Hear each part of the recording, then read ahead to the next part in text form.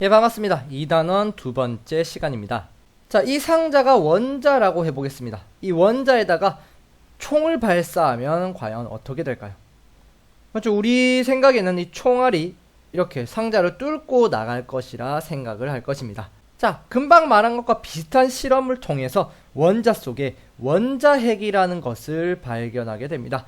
지난 시간에 전자라는 것을 발견했고 이번 시간에는 원자핵이라는 것을 어떻게 발견했는지 보겠습니다.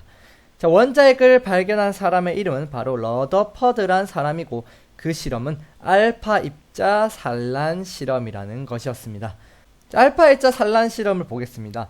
자, 방사성 물질을 준비를 합니다. 방사성 물질은 그 주변에 굉장히 강한 알파 입자가 쏟아져 나오는 물질이 되는데 이 알파 입자는 굉장히 무거운 입자가 이렇게 튀어나오는 것입니다. 즉 하나의 총이라고 생각하시면 됩니다. 즉 방사성 물질로부터 알파 입자가 총처럼 쏘아지는 것이죠. 이 방사성 물질에서 나온 알파 입자를 어디로 쏘았느냐? 바로 금박, 매우 얇은 금박, 그러니까 엄청나게 얇은 금박에 쏘았습니다. 자, 이 금박을 확대해보면 어느 정도 얇냐 하면 원자 한 두세 개 정도 겹밖에 안 돼 있는 정도로 매우 얇은 금박이었습니다. 자, 여기다가 이렇게 알파 입자를 갖다 쏘아 봤습니다. 자, 만약에 톰슨 원자 모형대로 금원자가 톰슨 원자 모형이라고 한번 해보겠습니다. 자, 톰슨 원자 모형은 전자가 사방에 퍼져 있고 플러스 전하가 바탕에 있기 때문에 질량이 이렇게 균등하게 있는 원자이기 때문에 물렁물렁한 편입니다. 그래서 원자 모형이 톰슨 원자가 맞다면 알파 입자는 이 물렁물렁한 원자를 뚫고 지나가야 합니다. 그러나 실험 결과는 그렇지 않았습니다. 알파 입자의 대부분은 통과를 했으나 몇몇 알파 입자가 튕겨 나오는 것을 관찰을 한 것이죠. 즉 톰슨 원자의 원자 모형이 아닐 수도 있다라는 의심을 할 수 있죠. 자, 다시 방사성 물질에서 알파 입자 총을 쏘았는데 금박을 통과하던 알파 입자들이 이렇게 여러 갈래로 바로 산란이 일어났습니다. 그래서 이 실험이 알파 입자 산란 실험입니다. 러더퍼드는 생각합니다. 원자는 대부분 빈 공간이다. 왜냐하면 대부분은 통과해버렸기 때문이죠.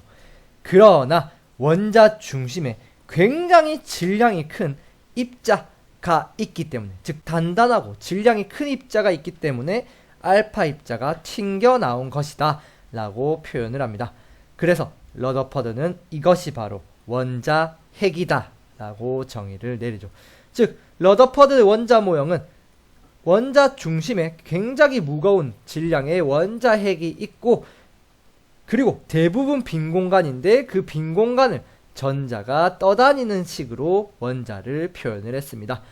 현재 우리가 알고 있는 원자 모형과 매우 흡사하죠. 러더퍼드의 원자 모형으로 하면 이 실험이 설명을 할 수 있습니다. 굉장히 무거운 알파 입자를 쏘았는데 빈 공간을 지나는 입자들은 당연히 다 통과를 하는데 몇몇 알파 입자들이 원자의 가운데 있는 원자핵에 부딪히게 되면 얘들이 튕겨나가게 된 것이죠. 그래서 이 알파 입자 산란 실험을 설명하기 위해서는 이 원자 모형이 이런 식으로 되어야 한다라고 러더퍼드가 주장을 한 것이었죠. 그렇게 발견한 원자핵의 특징은 바로 첫 번째, 플러스 전하를 띈다는 것입니다. 왜냐하면 원자는 중성이어야 합니다. 즉 전기를 띠지 않아야 되는데 원자 속에는 전자라는 게 있다는 게 밝혀졌고 그리고 전자는 마이너스 전기를 띠죠. 근데 원자는 중성이어야 되기 때문에 플러스 전기가 반드시 존재해야 합니다. 그게 바로 누구다? 그렇죠. 원자핵이라는 것이 플러스 전기를 띠기 때문에 원자가 중성이 될 수 있다는 것이었죠. 즉 원자핵은 플러스 전하를 띄어야 한다.